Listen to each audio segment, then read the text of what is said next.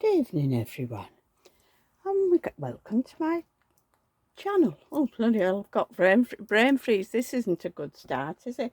Right, we're going to do little gorgeous baby James today. My little tiny baby James. And we're going to carry on with Suzanne's theme, which is under the sea or in the sea. So this one, it's a little romper, and it's got sharks on, I think they are, whales, coral, turtle,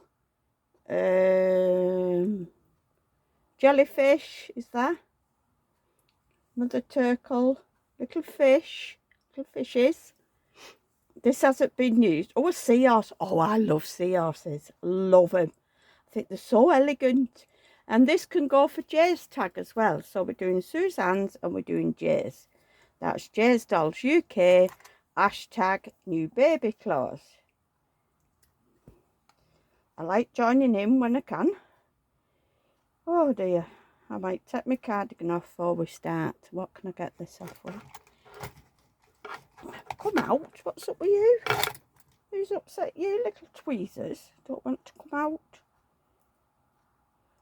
out. Some good news or bad news, whichever way you look at it. They're carrying on with my operation on the 7th. Yeah, 7th, isn't it? 7th of August. The hospital rang me yesterday and said she'd had a word with the anaesthesia man, whatever you call him, and he said yes, it'll be fine to carry on. So there you go. So I'm just going to slip my cardigan off before I get all hot and bothered. Right, little baby James, and I'm going to just put these socks on because I thought they'd go okay with the colours. You seen it okay? I always put them too far out of the way where you can't see them. I've put my gorgeous blanket on. Oh, I adore this blanket. Right, and I don't really want to take him out of this gorgeous little vintage romper. But why it's Suzanne, I will. Okay. I'll tell you about my night last night. Oh, what a rigmarole that was. Yeah. I had a parcel pick up from Vinted, and we had Kian yesterday.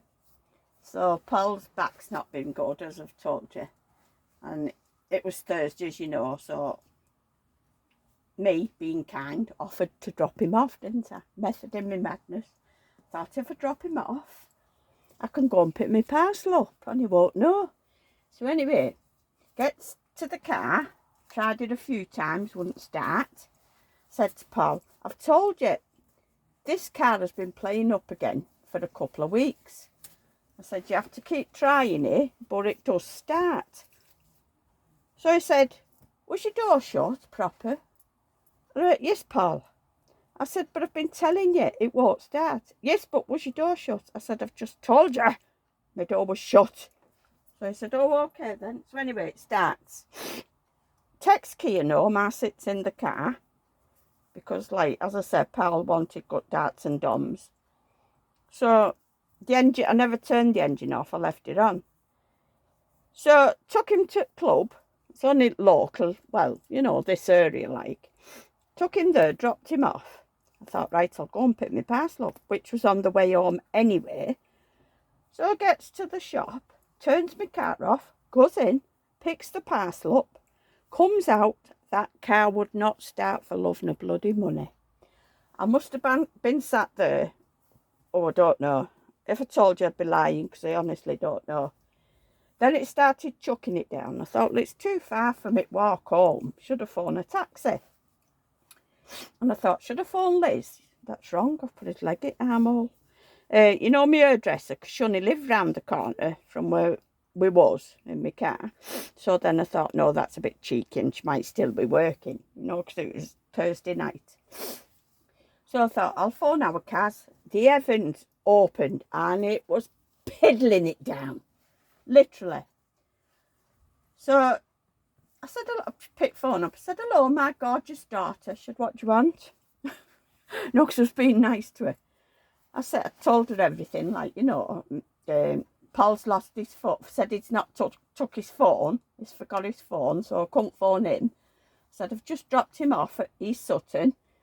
I said, I've gone in shop at bottom of Leech Lane for pick a parcel up, come out and it won't start. She said, what do you want me to do? So I said, well, I'd like you to come and pick me up and run me home if you don't mind. Oh, okay then. So she said, I won't be a minute. She said, I'll come now. So while I was waiting for it, I thought I'd better go in the shop. Pakistanis run it, you know. Nothing against Pakistanis, don't get me wrong. I'm not having a go at that. So I thought, well, I better go and tell him, you know, that I'm leaving my car in case he thinks it's been abandoned. And as I say, it was raining, so I parked it right outside the door, like the door's here. So I'd parked my car here, right? So I goes in and I tells him, and he said, I said, my car won't start. Is it okay if I leave it here till tomorrow and I'll get somebody to come and look at it?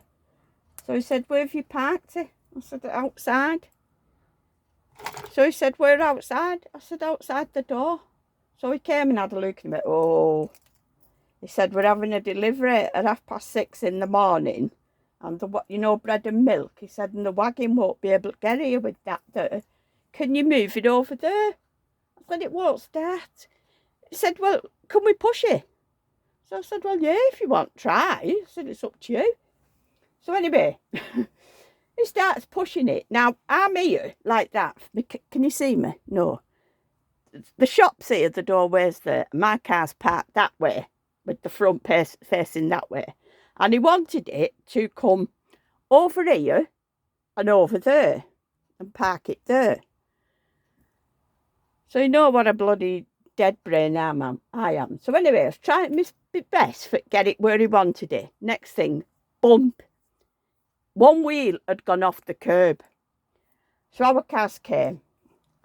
And before she even got out of the car, she was shaking her head. I thought, oh, God, this isn't looking good. Because she's worse than me. If you think I've no patience, you want to hear her. And I've told you before, it's like she's my mum and I'm the child. So anyway, she gets out, she's shaking her head. So I said, I can't believe then I seen you going off the curb. What are you doing? So I said, well, I didn't go off it on purpose, Karen. I said I couldn't see where the curb was. Because when it got to the shop, it was daylight. About the time all this had happened, it was dark. So I said, I was parked over there and this gentleman wanted me to go sort of over here. I said, so I was trying to get it as close as I could and it went off the curb. So anyway, our Cassie's got a bad back. She's waiting for that go about her back. Anyway, so the man from the shop and Karen was trying to push this car up the curb and not back on the car park. So she kept looking at me through the windscreen and shaking her head. And I thought, God, I'm going to get the length of her tongue on the way home. So I said, Karen, I said, why? Because there's a pizza shop next door to the shop. I said, why don't you go to the pizza shop and ask them give you a push? She said, I can't believe, Mother, that you've let it go off the curb. I said, well, I've told you I didn't do it on purpose. Because there's always young lads, isn't there, working at pizza shops. So anyway, off she trots to pizza shop. She comes back with these two young girls of about 15, 16 that had gone in to buy a pizza. Well, it killed me keeping my face straight, honest to God. So then there was our Cass, the man out the shop, and these two young girls trying to push my car. And I'm sitting it like lady luxury, you know what I mean? Lady of the manor, just steering it. So they couldn't do it. So next thing, this little red van pulls up and two young lads get out. So they was helping as well. So that was two lads, our Cass, the man from the shop. It's like one of them games, isn't it? Can you remember all this? And two girls from the pizza shop. So anyway, they managed to get it on the car park and we parked it up. So then, what happened then? Oh, I didn't put it in park, so it wouldn't lock. And this bloke from the shop still stood there and it rained. So he said, why is it making that noise? I said, because I've not locked it. So stand on, where's my keys? I had a look in my pockets, no keys. So I had a look in the car. My keys was in the car. So I've tried to lock it and it won't lock. So he said, have you put it in park? And I went, yeah. Anyway, he said, is your handbrake on? I said, yeah. But when I had a look, I hadn't put it in park. Oh, gosh, so put it in park. It was like one of them days, you know, where nothing goes right. So anyway, I put it in park, managed to lock it up. So I started, thank you very much. You know, I'll be back tomorrow. I'll see you tomorrow. And these two girls were still laughing, stood outside a pizza shop. I said, thanks, girls, for your help. I said, that's your workout for this week. So anyway, off we trots in Karen's car. So she said, Mother, she said, you never fail to amaze me. She said, how did you manage to drive that car off the curb? I thought, God, she's not going to let this bloody drop. So anyway, I said to her, Karen, I've tried to explain it to you. I didn't do it on purpose and I couldn't see where the curb was. Anyway, it's done now. So anyway, she brought me home, dropped me off. I said, oh, thanks, Cock, I really appreciate it. She said, you're welcome. I thought, you two-faced bugger. Anyway, Paul said he hadn't took his phone, you know, when I dropped him off at the club. Anyway, this morning I gets up. Oh, he comes in early last night. He was in for about 11:10. It's usually 12:15 when he comes in. But as I said, we was reasonably local. So he just got a taxi from the club to here instead of, you know, going with all his mates back to the club that he plays for, the other side of town. So anyway, he comes in. And I went, oh, you're early? Yeah, because I was sat downstairs watching my videos. You know, because I was on my own. I thought, well, I don't need to watch them in bed. So I was watching them. Anyway, I said to him, my car, I'll just change babies. Come on, sweetheart. Come, you go back in your car. Oh, there we go. Right, little Sophie. Your turn. Come on, sweetheart. Oh. Right, where was I up to?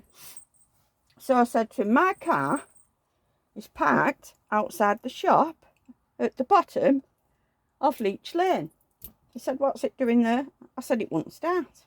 So I told him, like, you know, so after I dropped you off, I went to the shop. I never said he had a parcel, but he must have realised, you know. So I didn't get away with it anyway. So I said, and it wouldn't start for love nor money. He said, right, I'm going to sell it. I thought, oh, God, we're going down that route again. I said, Paul, you're not going to sell it? He said, I am. I said, you know. I said, if you sell that, right, I'll show you what she's having on while I'm gabbing. This one. See how they're all more or less the same theme as the one from yesterday. It's got the same type of collar, but with red rick-rack and a lovely red, I don't know what material that is. Why am I smelling it? Oh, don't believe me sometimes. And it's got a little puff sleeve. It's navy and white stripes there horizontally in between the collar. It's got the same stripes on the edge of the sleeves and round the bottom. And it's got red rick-rack round the bottom. Excuse me. And it's got red and navy lines going across. It's got a red fish with bubbles. A different red fish with bubbles. And two little whales in blue there with bubbles. There's a little lighthouse under the bow.